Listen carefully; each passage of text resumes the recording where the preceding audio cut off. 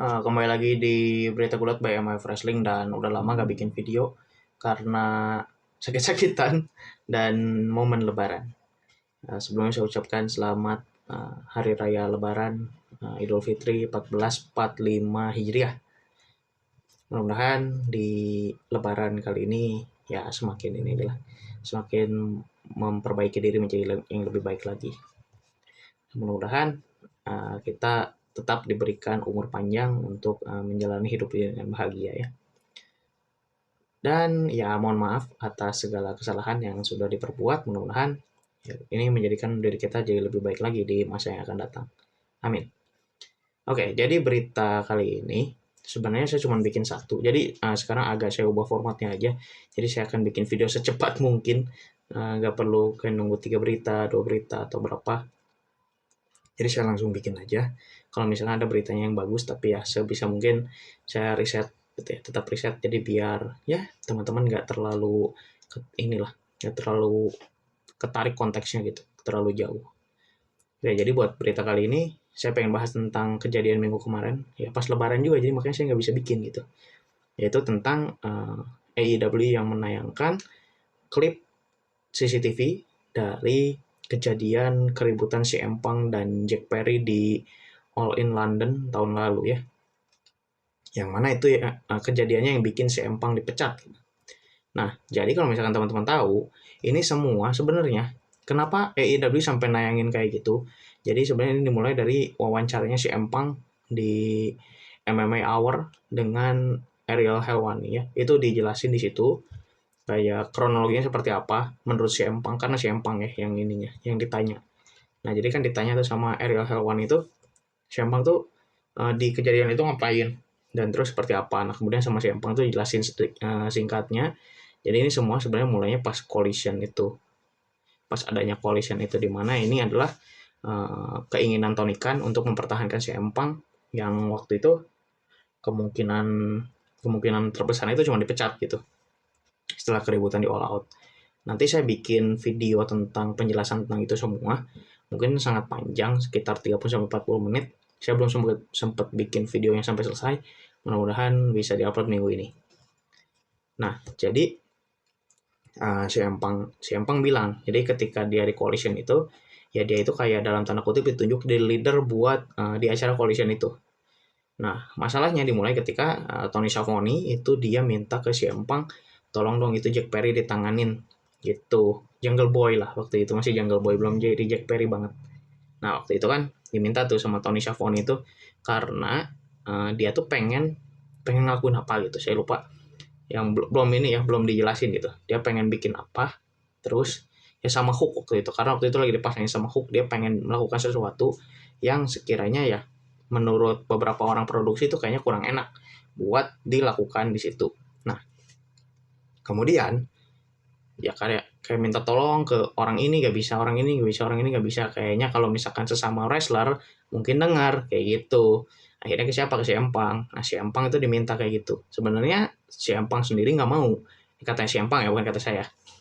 Sebenarnya dari si Empangnya sendiri tuh kayak dia nggak mau gitu buat ngebantuin hal ini, karena ya ini bukan sesuatu yang harus dia urusin sebenarnya. Ini adalah urusannya tim produksi. Tapi karena tadi kata Tony Schiavone, mungkin kalau dari wrestler dia mau denger gitu. Jadi akhirnya ya udahlah, si Empang coba dan jadi ngobrol sama si Jack Perry itu. Nah, ngobrolnya itu kayak, bro mau ngapain gitu, coba ini ngobrol dulu. Jadi katanya si Jack Perry ini dia mau bikin satu adegan buat di collision kapan gitu ya, saya lupa. Pokoknya yang akan datang dari kejadian itu. Ya, kebetulan waktu episode 1, episode 2 gitu si collisionnya itu. Belum lama memang, baru awal bikin. Nah, kemudian itu tuh si Jack Perry itu pengen bikin klip itu buat collision yang akan datang. Lupa di episode berapa, pokoknya yang akan datang aja. Nah, si Jack Perry ini dia pengen bikin satu adegan di mana adegannya itu adalah dia mecahin kaca mobil.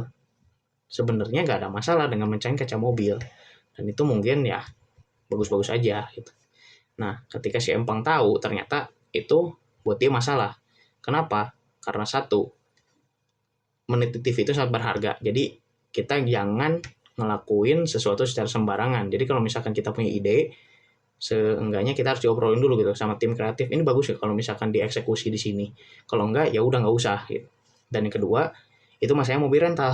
Kalau misalkan mobil rental dipecahin kacanya, takutnya kalau misalkan kita balikinnya nggak utuh, alias ya dibalikin ya udahlah pas kacanya pecah gitu, itu nanti takutnya jadi bikin sentimen negatif di kawan-kawan pengusaha rental mobil.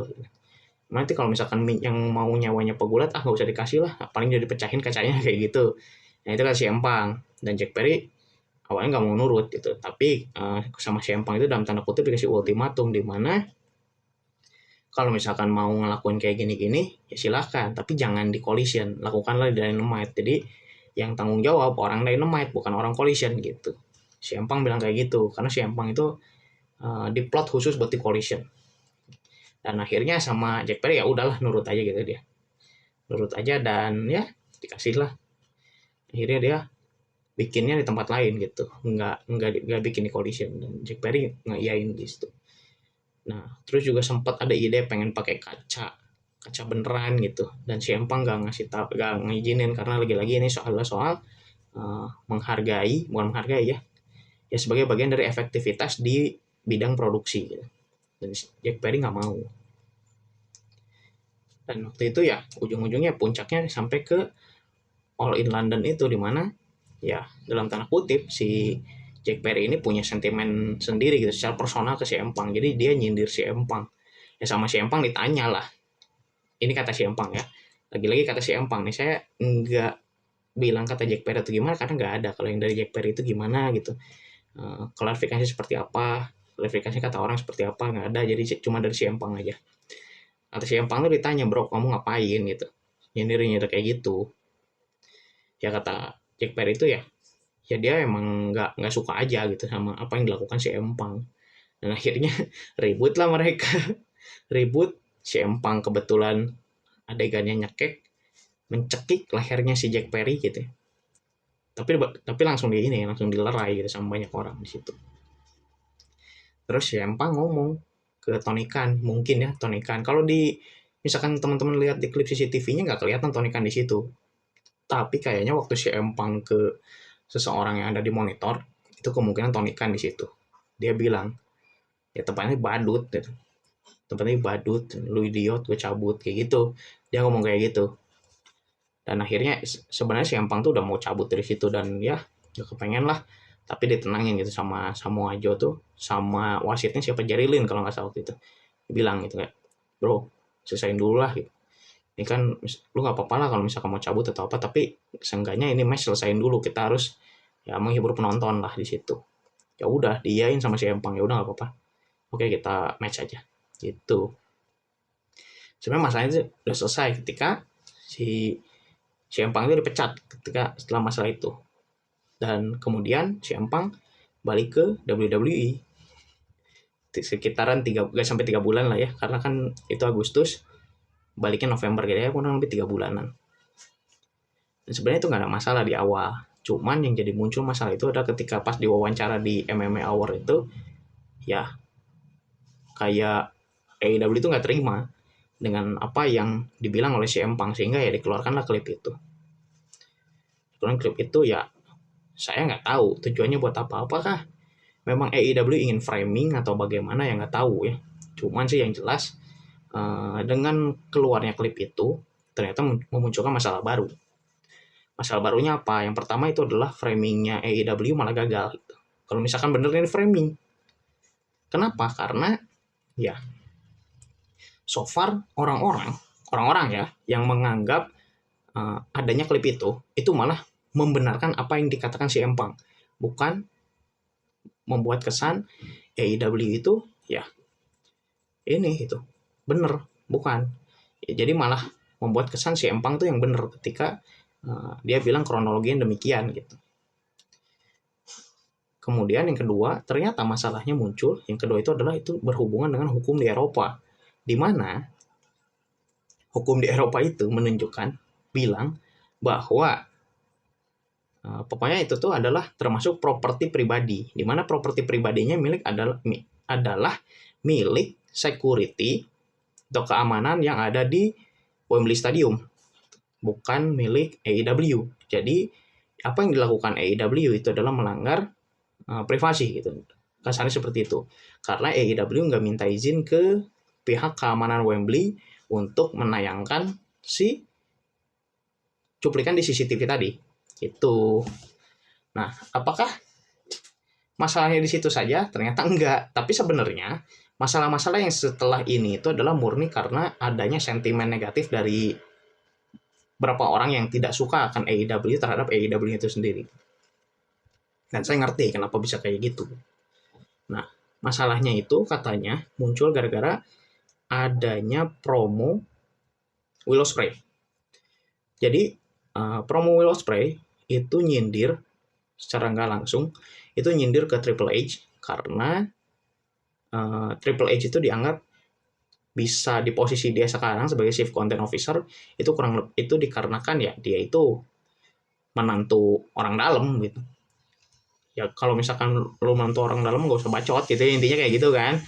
Nah ternyata itu sebenarnya dipantik ketika di WrestleMania weekend. Saya lupa di event apa atau di acara apa, kalau nggak salah di Pat McAfee show gitu kalau nggak salah ya.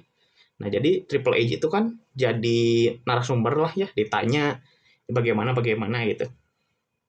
Kalau di WWE seperti apa ya, sempat disinggung nih soalan si beberapa orang yang tidak mau ke WWE karena masalah seperti itu gitu, masalah schedule dan lain sebagainya. Ya menurut Triple H sih it's all about progress gitu. Jadi ketika misalkan teman-teman tidak mau berprogres, ya teman-teman yang mau ke WWE ya maksudnya ya, teman-teman yang ke WWE tidak mau berprogres ya ngapain gitu, nggak usah. Kita nggak butuh yang kayak gitu, kita butuhnya orang yang siap berprogres dan siap maju. Kayak gitu ngomongnya itu. Nah, yang lebih seru itu sebenarnya, jadi ada yang bilang, oh ini adalah emang Ospreay yang pengen promo seperti itu. Ada yang pengen seperti ini gitu. Ospreay itu punya ide pengen ya dalam tanda kutip nyindir kayak gitu. Tapi ternyata saya baca, jadi sebelumnya, jadi kesannya itu si promo yang katanya Ospreay yang mau bikin ini sebenarnya di framing biar ya ini adalah part of creative freedom dari AEW gitu.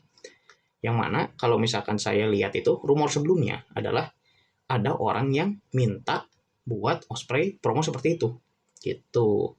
Siapa yang minta? Saya sih nggak tahu, tapi kayaknya ya teman-teman harusnya udah tahu lah kayaknya siapa gitu. Cuman ya karena namanya juga kerjaan di belakang layar ya teman-teman silakan tebak sendiri aja siapa orangnya. Menurut teman-teman seperti apa nih kalau misalkan beritanya benar demikian? Karena saya khawatirnya seperti kata orang-orang gitu, selesai itu AEW kalau misalkan kayak gitu terus. Saya khawatir seperti itu karena jujur aja nih, walaupun saya jarang nonton AEW karena saya males Pak. Malah sebenarnya kalau nonton AEW itu bukan gara-gara saya sentimen negatif ya, lebih ke memang banyak minusnya dan ya kayak kita tuh bukan melulu dipaksa nonton AEW doang, tapi harus menonton ya semua yang berkaitan dengan AEW. Jadi kalau misalnya kita nggak tahu, kita dianggap kudet, udah selesai gitu. Kan sementara kalau saya ya nonton WWE itu, misalkan saya ketinggalan dikit ya saya masih bisa ngikutin. Karena ya udah kalian nontonnya cukup nonton Raw, SmackDown, NXT. Yang lain opsional. Misalkan kalian pengen ngikutinnya main roster ya udah Raw sama SmackDown. Kalau misalkan nggak pengen lebih detail tambah NXT gitu kan. Nah kalau di AEW itu kayak kalian nonton, kayak misalkan nonton Dynamite, nonton Collision, sama nonton Rampage. Nah itu kalau misalkan teman-teman ketinggalan dikit, teman-teman harus ngikutin lagi yang lain. Ngikutin apa? Ring of Honor harus ngikutin. Event-event yang lain yang berkaitan dengan AEW harus ngikutin juga. Kayak gitu. Bahkan mungkin beberapa kali, nggak selalu semuanya ya, beberapa kali mungkin teman-teman nanti akan dipaksa buat nonton New Japan juga. Kenapa? Kebanyakan nanti kasihan gitu. Kasihan ke penonton aja sebenarnya. Karena orientasinya kan nggak semua orang bisa nonton semuanya bareng-bareng gitu ya. Itu jadi takutnya kalau misalkan semua harus ditonton semuanya capek juga nanti kita anjir kita suruh nonton banyak ngerti kagak gitu, takutnya gitu. Sebenarnya kasihannya situ doang ya. Kalau menurut teman-teman gimana nih dengan adanya AEW yang lama-lama mungkin menurut orang-orang tuh kayak pandangannya negatif itu, udah mulai kayak AEW ngapain sih gitu, udah mulai nggak jelas nih arah produksinya seperti apa dan mau bagaimana gitu. Ya sebenarnya saya juga agak khawatir dengan AEW yang mulai kontrak pegulat tuh banyak-banyak. Bukan banyak-banyaknya juga sih, lebih ke gajinya juga nggak ngotak gitu. Kayak Okada dikasih 4,5 juta dolar US. Osprey saya nggak tahu berapa. Mone itu yang nggak ngotak tuh. Mone katanya 6. Ada yang bilang 6, ada yang bilang 10 ya. Kayak di video saya yang kemarin, itu saya udah bahas dikit. Itu ada yang bilang 6, ada yang bilang 10. Itu nggak ngotak banget kan. Dan masalahnya, Mone itu nggak ngasih kontribusi apa-apa sampai sekarang. Okada nggak begitu banyak. Osprey lumayan. Tapi memang nggak banyak juga.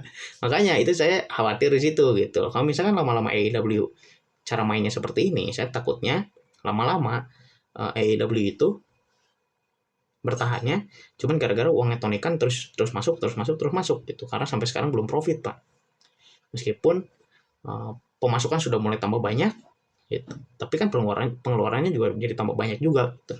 Saya takutnya gitu, nanti ke AEW-nya lama-lama mereka itu bisa bertahan karena uangnya Tony Khan, bukan gara-gara AEW-nya memang sustain gitu loh.